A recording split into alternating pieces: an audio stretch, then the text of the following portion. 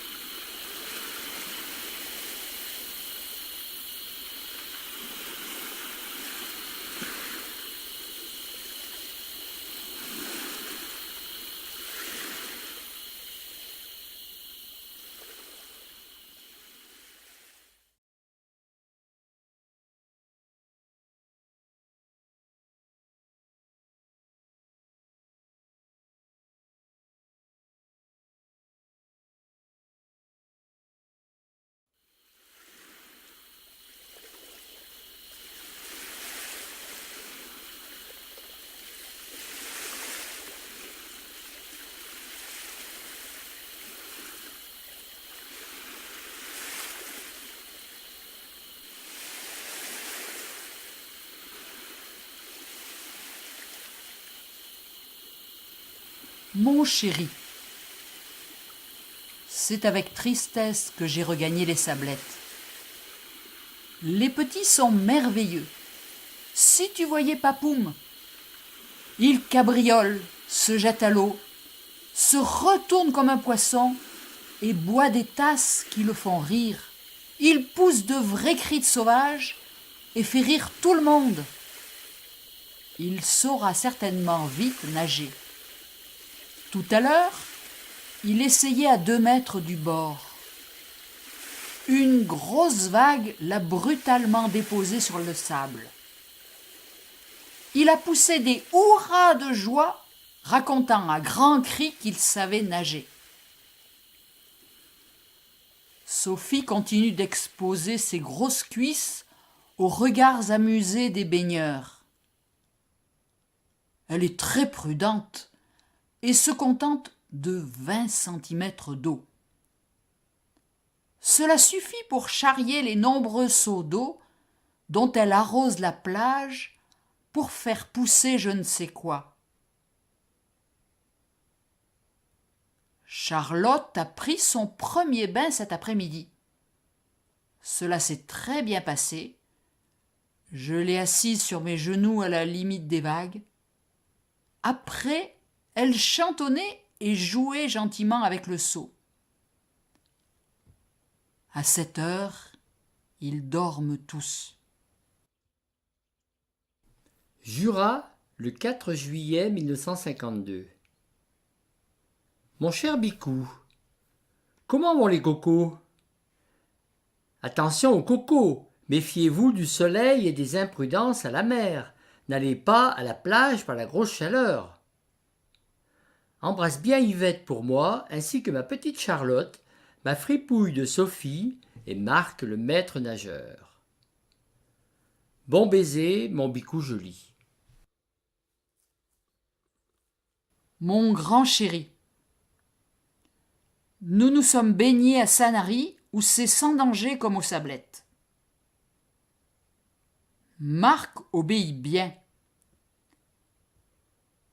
C'est bien encore Sophie qui donne le plus de fil à retordre. Une vraie tête de savoyarde.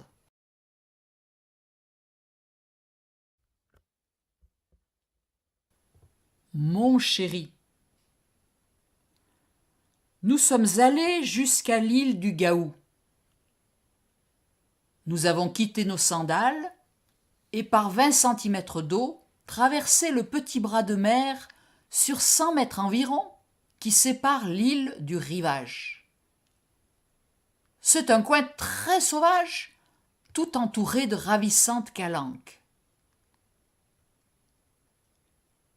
Les deux cocottes ont pu faire leur sieste comme des reines, pendant que Papoum s'installait avec un jonc pour pêcher la baleine, nous a-t-il déclaré. Sophie est bien la plus diable. L'autre jour, elle a versé tout un seau d'eau froide dans le dos d'une dame qui se dorait au soleil. Elle essaye bien parfois de me faire marcher. Mais je me fâche et fais pampan la fesse. Charlotte est un ange. Elle fait de gros progrès et ne tardera pas à marcher. J'ai déjà attrapé 2 coups de soleil. Les petites supportent mieux que moi le soleil. Nous y allons que le soir, à 4 heures ou le matin. Jura, mardi 15 juillet 1952. Mon cher Bicou, je viens à l'instant de recevoir ta grande lettre. C'est gentil de m'envoyer un peu de détails de votre vie là-bas. Ainsi, j'ai l'impression d'y être un peu. Ici, la vie ne me paraît pas triste. Exactement, elle me paraît plate. Pas assez de travail pour occuper l'esprit, quoique j'ai jamais autant fait d'heures de bureau qu'en ce moment. Yvette sera heureuse d'apprendre que ses bêtes sont très bien soignées par mamie.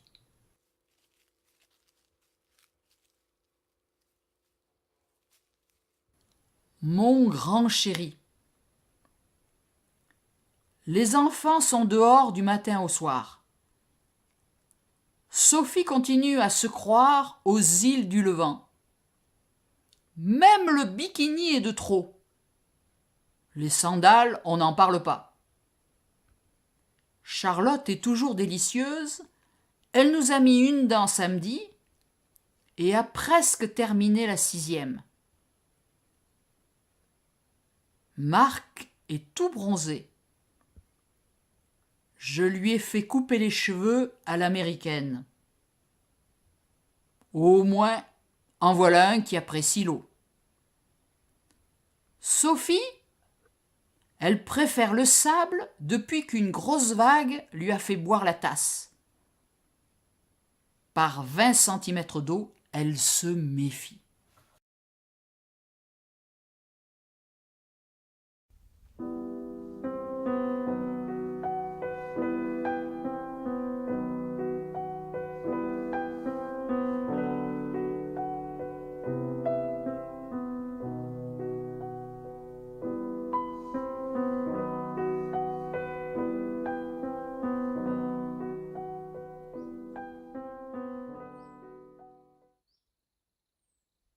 Jura, le 4 juillet 1954. Mon cher Bicou, 600 kilomètres nous séparent. D'un côté, il y a le soleil, le vent, la mer, 3 petits-enfants sur le sable chaud et un Bicou, adoré. Et de l'autre, le froid, la pluie, le pauvre Bicky en train de faire ses comptes.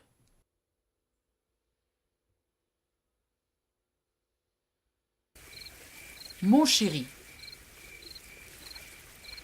Les enfants dorment. Je rentre d'un petit tour sur la plage. Instant délicieux de détente après une journée bien remplie par nos 3 petits lutins. Le grondement de la mer m'est devenu une chanson familière.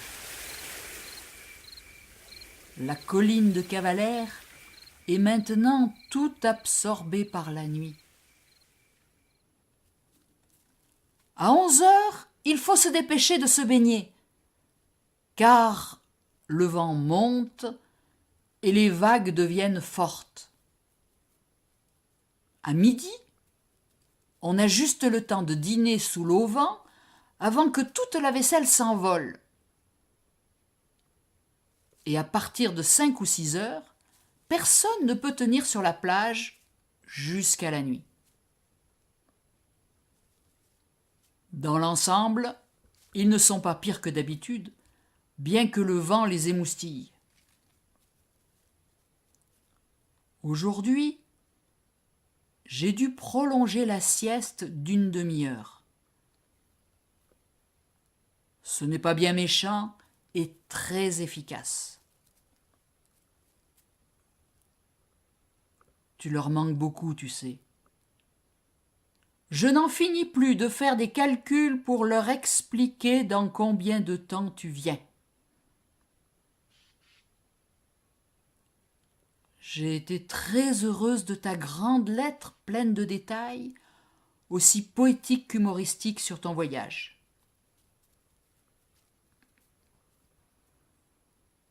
Si tu avais vu Sophie couchée sur son lit avec Bamboula sur son cœur, tu aurais ri, car elle m'a expliqué d'un air ravi et maternel, devant mon air amusé, « Il tète ». Et de fait, son ours en peluche avait le museau juste sur son petit téton. N'est-ce pas délicieux ? Jura, ce mardi 13, 15 heures. Mon cher Bicou, vous savez que Mijo ne prendra pas de vacances cette année. Alors ce matin, j'ai proposé à Rirette de l'emmener avec moi lundi. Tant pis, on se serrera un peu. Mais il faut qu'elle demande l'avis de Bobby. Je te confirmerai avant de partir.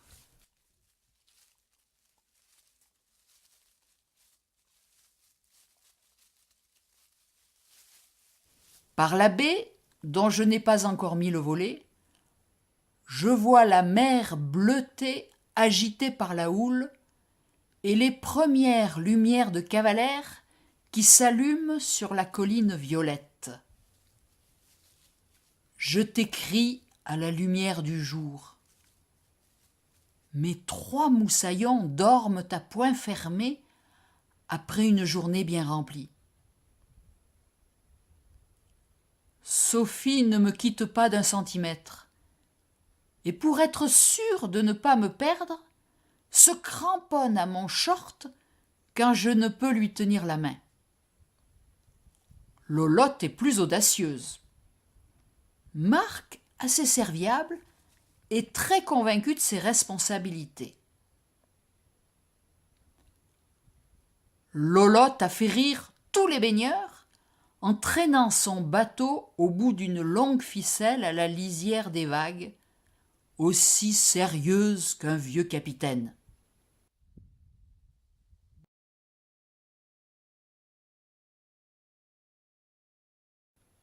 Dès que j'ai de l'eau au-dessus de la taille, Sophie pleure et crie que je vais me noyer, à ameuter toute la plage. Lolotte se contente de se mettre à croupeton et d'attendre qu'une petite vague vienne lui patouiller les fesses, dit-elle. Ce qui la fait rire aux éclats. Marc est très courageux. Il s'est même trempé quand l'eau était glacée. Mais pour nager, tu seras heureux de voir les enfants de plus en plus intéressés par tout ce qui touche la nature. C'est fou ce qu'ils ont déjà appris. Sophie est désolée car elle a encore trouvé une grosse cigale avec une patte cassée.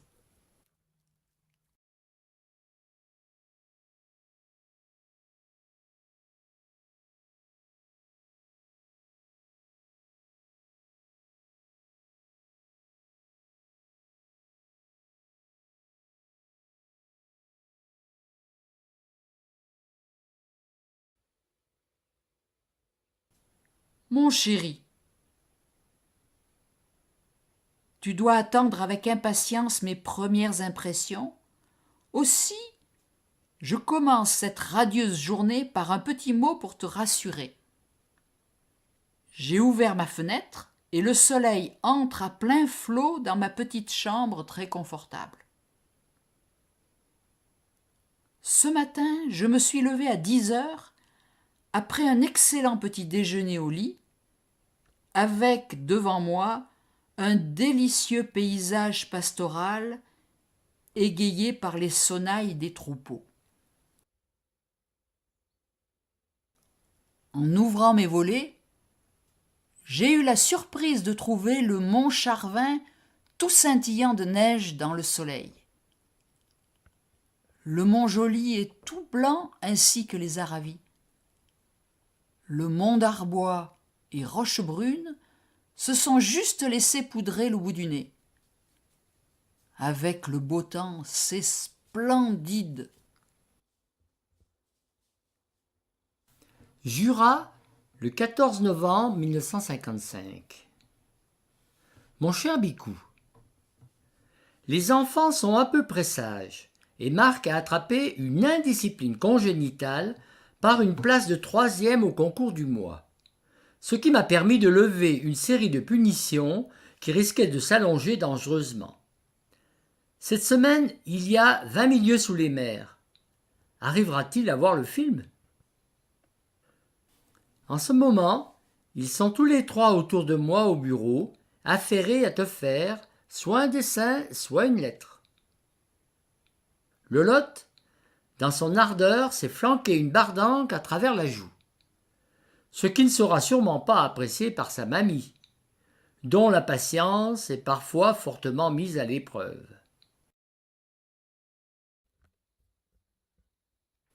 Jura, ce mercredi 24 heures.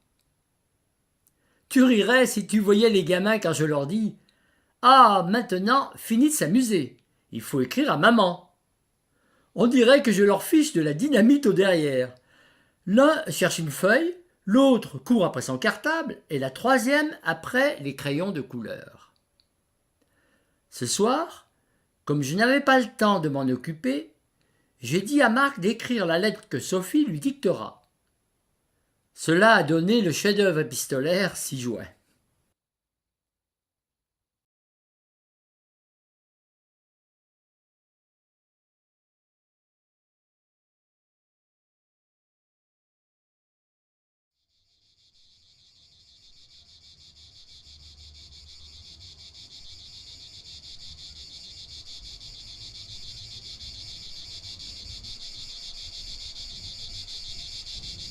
Je suis monté avec mamie jusqu'à la mine et j'ai fait ample provision de pierres pour ta collection.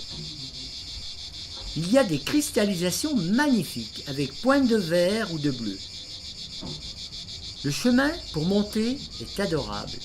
Il serpente parmi une végétation luxuriante de pins, chênes-lièges, bruyères, etc. Avec des aperçus sur la mer, et lorsqu'on arrive à la mine, on se trouve au bout du cap, fermant la grande rade, et l'on voit d'un côté la presqu'île de Gien avec son mince cordon vert qui la relie au continent, et de l'autre, la baie de la Garonne. J'ai pris mamie en photo.